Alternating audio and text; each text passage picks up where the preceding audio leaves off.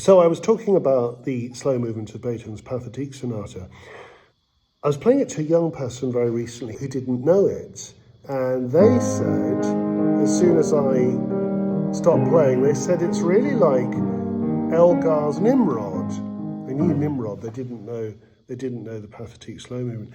And I said, well, that's really extraordinary you say that, because the origins of that movement, of Nimrod, I'll tell you the story. It's really interesting and really perceptive that they noticed that connection, because it is a genuine connection. Elgar composed Nimrod not because he was thinking of the English countryside or something.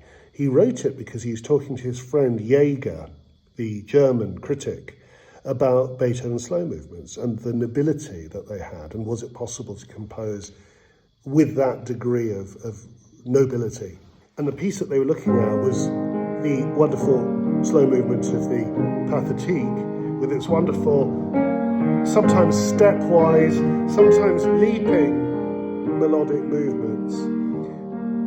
And these strong sort of fifth elements, the fifth drop, and another diminished fifth, and another rising fourth. So you get these wonderful da, da, da.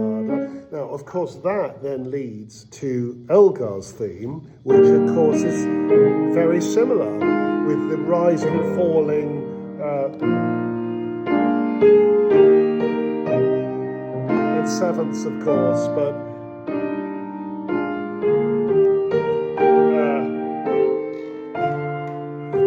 it derives from that conversation about Beethoven's wonderful